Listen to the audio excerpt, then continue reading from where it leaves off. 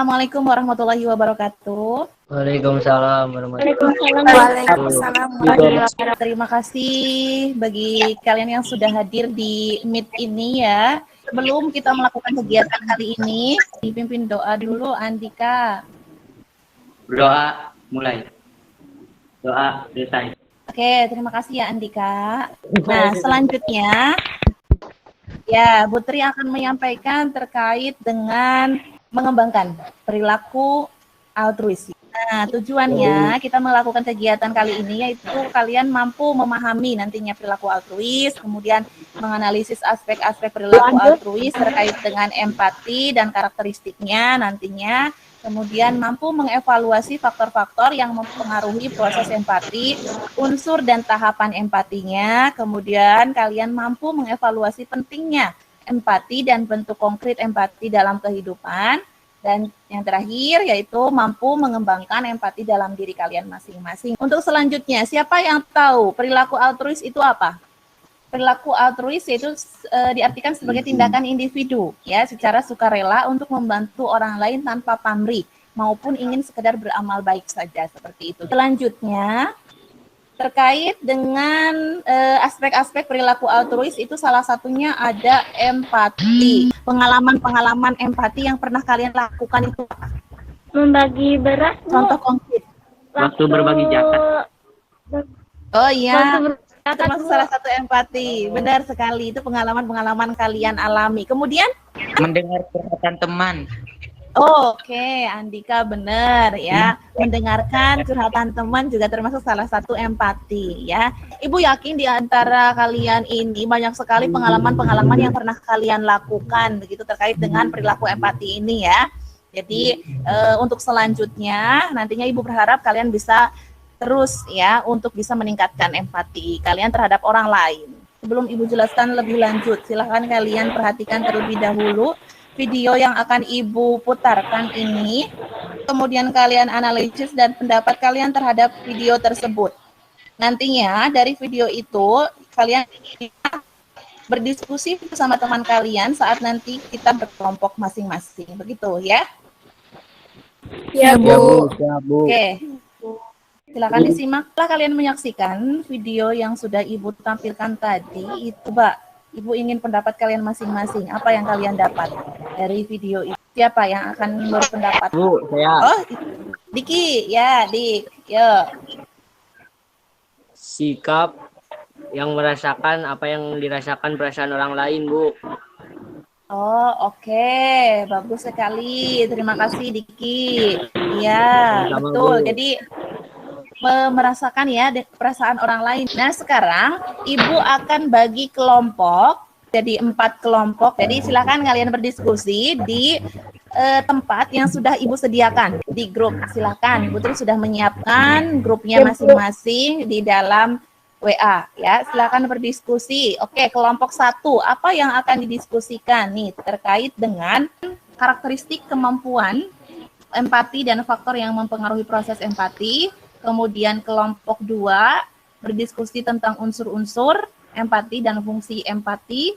Kelompok 3 berdiskusi mengenai pentingnya empati dalam kehidupan dan bentuk konkretnya seperti apa. Kelompok 4 tahapan empati dan bagaimana mengasah empati. Ibu beri waktu 10 menit. Ya, Bu. Oke, siap untuk presentasi. Ya, Bu. Siap, Bu. Ya, oke. Siapa dari kelompok 1 silakan yang akan presentasi terkait dengan ya karakteristik empati dan faktor yang mempengaruhi seseorang itu empati gitu ya terhadap orang lain. Assalamualaikum warahmatullahi wabarakatuh. Saya Andika Prasetyo dari kelompok 1 ingin mempresentasikan tentang karakteristik empati dan faktor-faktor empati. Untuk memahami tentang empati, maka kita harus mengetahui ciri-ciri ataupun karakteristik dari empati itu sendiri. Ciri-cirinya terdiri dari ikut merasakan apa yang dirasakan orang lain. 2. Dibangun berdasarkan kesadaran diri. Ada kemauan dalam diri seseorang untuk peka terhadap perasaan orang lain. 3. Peka terhadap bahasa non-verbal. 4. Mengambil peran. Faktor-faktor empati. A. Sosialisasi.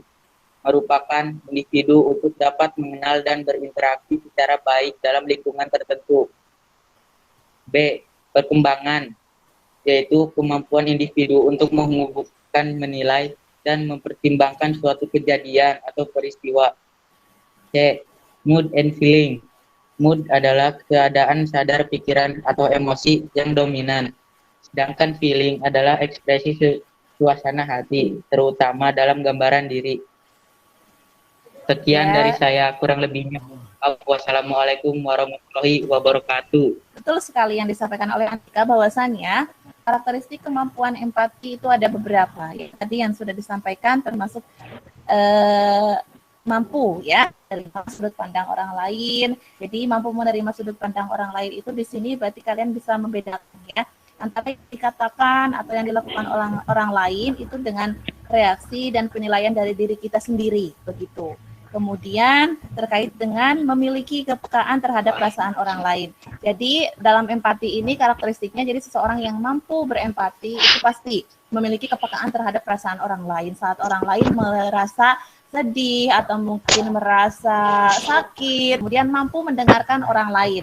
Nah, ini juga termasuk salah satu empati. Jadi ketika ada curhatan dari teman-teman kalian, misalkan ada si A yang ingin curhat dengan Andika, ya Andika harus mampu mendengarkan dengan baik ya curhatan dari teman tersebut. Sekarang lanjut ke kelompok 2. Assalamualaikum warahmatullahi wabarakatuh. Saya mewakili kelompok 2 akan menyampaikan tentang unsur-unsur empati dan fungsi empati. Unsur-unsur empati, 1. Imajinasi yang tergantung kepada kemampuan membayangkan. 2. Adanya kesadaran terhadap diri sendiri. 3. Adanya kesadaran terhadap orang lain.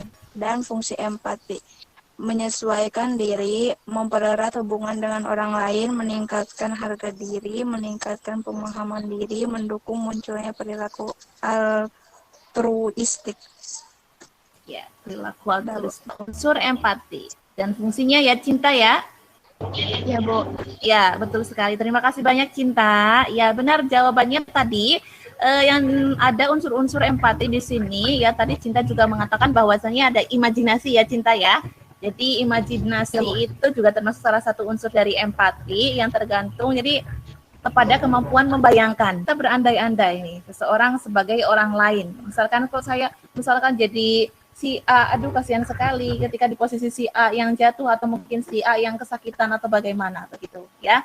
Kemudian yang kedua, adanya kesadaran terhadap diri sendiri. Nah, ini juga termasuk salah satu unsur empati. Kemudian selanjutnya terkait dengan ketersediaan sebuah kerangka pikir estetis. Ini apa merupakan dasar untuk menampilkan respons ya yang dianggap pantas dan memadai agar kesesuaian respon yang dianggap pantas itu antara orang yang berempati dengan orang yang menjadi sasaran empati dapat tercapai begitu. Ada yang ditanyakan dulu? Tidak ada, Bu. Tidak ada, Bu. Oke. Terima kasih. Jelas. Selanjutnya dari kelompok 3. Assalamualaikum warahmatullahi wabarakatuh. Mempresentasikan pentingnya empati dalam kehidupan dan bentuk konkret sikap empati. Pentingnya empati yaitu untuk membangun hubungan sosial dengan orang lain. Dengan empati kita akan mampu memahami apa yang dipikirkan dan dirasakan oleh orang lain. Bentuk konkret sikap empati, memberikan bantuan dan dukungan kepada orang-orang di sekitar yang sedang tertimpa musibah. Membagi rezeki yang diperoleh kepada orang-orang di sekitar, terutama yang membutuhkan. Menjenguk dan menghibur teman yang sedang sakit. Sekian dari saya. Assalamualaikum warahmatullahi wabarakatuh. Nah, untuk pentingnya empati dalam kehidupan, seperti yang sudah disampaikan oleh Tiasa tadi, ya, empati membuat kalian lebih bisa menghargai orang lain, ya, empati meningkatkan rasa cinta kasih dari dalam diri kalian. Jadi dengan adanya empati, kita akan meningkatkan rasa cinta kasih kita terhadap orang lain, terhadap siapapun yang ada di sekitar. Empati akan membuat orang ingin selalu membantu. Jadi kalau kalian punya sikap empati, kalian akan merasa, aduh, selalu ingin membantu teman yang kesulitan misalnya, tapi bukan kesulitan dalam hal mengerjakan PAT loh ya, tentunya di hal-hal yang positif. Kemudian memudahkan setiap orang untuk memiliki hubungan yang baik, kemudian mencintai lingkungan dan alam juga termasuk enggak? Termasuk Bu. Iya, tentunya kita itu melakukan empati itu bukan hanya sekadar kepada manusia saja, tetapi kita juga bisa berempati itu dalam bentuk konkretnya terhadap lingkungan, ya, dan alam, ataupun bisa juga dengan hewan, kan? Oke, lanjut kelompok 4, satu lagi nih. Assalamualaikum warahmatullahi wabarakatuh. Saksikan tahapan empati dan cara mengasah empati. Tahapan empati. 1. Empati global. Global empati. Empati global sering terjadi pada anak yang berusia sekitar 1 tahun. Ya. 2. Empati egosentris. Empati ini berkembang saat anak berusia sekitar 12-18 bulan. 3. Empati terhadap perasaan orang lain. Empati ini dimulai usia 2-3 tahun, berlanjut hingga sekitar usia 6 tahun. Ibu menjelaskan kembali, ya. Tahap pertama itu yang dilakukan apa kok? Itu ada 3 tahapan. Yang pertama itu mendengarkan dulu, ya, mendengarkan dengan sesama apa yang akan diceritakan oleh orang lain, oleh teman kita misalnya. Yang kedua itu tahap kedua yaitu menyusun kata-kata. Ya, menyusun, kita juga perlu menyusun kata-kata yang sesuai untuk menggambarkan perasaan dan situasi orang tersebut. Jadi harus bisa menyesuaikan, ya. Jadi terkait dengan apa yang sesuai dengan emosinya atau apa yang dibutuhkannya gitu dari orang-orang yang ada di sekitar kalian. Perasaannya seperti apa gitu. Kemudian untuk tahap yang ketiga itu juga ada terkait dengan menggunakan susunan kata juga termasuknya di sini, ya, untuk mengenai orang lain gitu, dan berusaha untuk memahami perasaan serta situasinya juga. Kemudian melatih empati dalam diri. Bagaimana melatih empati dalam diri? Ya, menanamkan dalam pikiran kita bahwa hidup ini kadang di atas dan kadang di bawah. Lanjut, jika teman kita atau orang lain meminta saran, berilah beberapa alternatif dengan komunikasi yang baik. Gitu ya. Oke, ada pertanyaan sampai sini? Sudah bisa menyimpulkan apa yang sudah tadi dibahas? Kesimpulannya, kita menjadi manusia yang lebih berperasaan dan peduli akan sesama. Kita dapat menghargai hakikat setiap manusia. Jadi kesimpulan dari pertemuan kita kali ini tentunya membangun rasa empati itu sebenarnya tidak mudah, ya anak-anak. Kita memang membutuhkan perasaan, pengertian perasaan terhadap orang lain, kemudian kita juga harus bisa mengontrol emosi kita dengan baik, termasuk juga salah satunya gitu ya. Jadi tetapi kita perlu dan harus, ya tentunya bukan hanya perlu saja tadi, tapi harus, ya. Jadi kita harus bisa membangun rasa empati di dalam diri kita. Tentunya itu bersifat positif begitu ya semuanya. Oke, itu saja yang bisa Ibu sampaikan. Kemudian silakan dipimpin doa, Andika. Berdoa dimulai.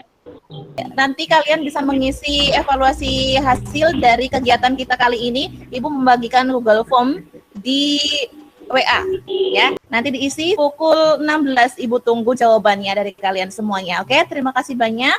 Ibu akhiri. Assalamualaikum warahmatullahi wabarakatuh. Waalaikumsalam warahmatullahi wabarakatuh.